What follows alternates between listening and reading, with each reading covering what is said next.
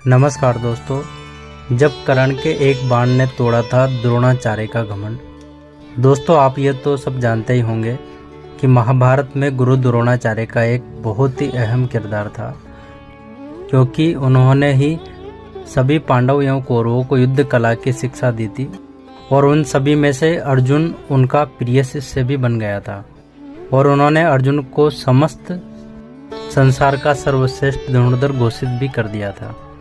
इसके बाद कर्ण ने सभी के सामने गुरु द्रोणाचार्य का घमंड तोड़ते हुए ऐसा सबक सिखाया कि जिसके चलते अर्जुन को भी कर्ण के आगे नतमस्तक होना पड़ा था। तो क्या थी यह पूरी घटना, और राजकुमार ना होते हुए भी कर्ण को अर्जुन के साथ युद्ध करने का मौका कैसे मिला, और साथ ही किस प्रकार कुंती ने और सूर्य देवता ने किस प्रकार से विनती करके एक महान विनाश को रोक दिया था, यह सब कुछ जानेंगे आज की इस वीडियो में। इसलिए दोस्तों, आज की इस वीडियो को पूरा एंड तक जरूर देखें। तो दोस्तों, अपने शिष्यों की शिक्षा पूरी होने के पश्चात द्रोणाचार्य ने एक प्रतिस्पर्धा का आयोजन किया, जिसमें सभी शिष्यों को अपनी कला को दिखाने का मौका दिया गया था। इस प्रतिस्पर्धा में सभी राजकुमार भाग ले रहे थे। अर्जुन अपनी धनुर्विद्या दिखाते हुए एक एक करके सभी प्रतिद्वंदियों को हरा रहे थे।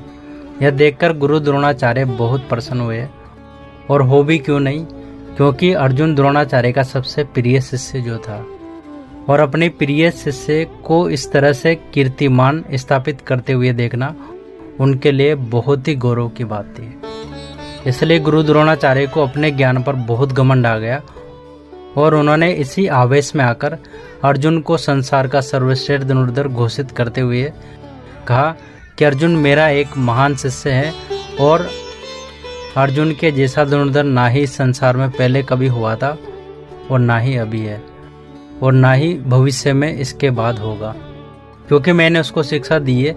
गुरु द्रोणाचार्य यही नहीं रुके और संसार की समस्त धनुर्धरों को चुनौती देते हुए कहते हैं कि संसार में अर्जुन से श्रेष्ठ कोई धनुर्धर नहीं है। कर्ण को देखकर गुरु द्रोणाचार्य उनसे अपना परिचय देने को कहते हैं। तब कर्ण बताते हैं कि मैं एक सूत पुत्र कर्ण हूँ। आपने बचपन से शिक्षा देने से मना कर दिया था। तब गुरु द्रोणाचार्य को कर्ण याद आते हैं, और उन्हें यह भी याद आता है कि किस तरह उन्होंने कर्ण को सूत पुत्र होने के कारण उन्होंने कर्ण को शिक्षा नहीं दी थी। द्रोणाचार्य कर्ण को कहते हैं कि तुम्हें यहाँ किसने आमंत्रण दिया, यह तो केवल राजकुमारों की प्रतिस्पर्धा है। जवाब में कर्ण कहते हैं कि मुझे आपने आमंत्रण दिया है। जिस समय आपने संसार के बाकी योद्धाओं की योग्यता को बिना जाने ही अर्जुन को संसार का सर्वश्रेष्ठ धनुर्धर घोषित कर दिया, वही मेरे इस रंगभूमि में आने का सबसे बड़ा आमंत्रण था। लेकिन इसके बाद भी गुरु द्रोणाचार्य कर्ण को अर्जुन से मुकाबला नहीं करने देते। उनका कहना था कि अर्जुन एक राजकुमार है, और एक राजकुमार से केवल राजकुमार ही युद्ध कर सकता है। इसके बाद कर्ण को मजबूरन पीछे हटना पड़ा। तभी दुर्योधन कर्ण को अंग देश का राजा घोषित करते, और उसके बाद कर्ण और अर्जुन के बीच घमासान युद्ध शुरू हो जाता है। तो दोस्तों, आखिर इसके बाद क्या हुआ जानेंगे हम अगले भाग में। आखिर कैसे कर्ण ने एक बाण से द्रोणाचार्य का घमंड तोड़ दिया था।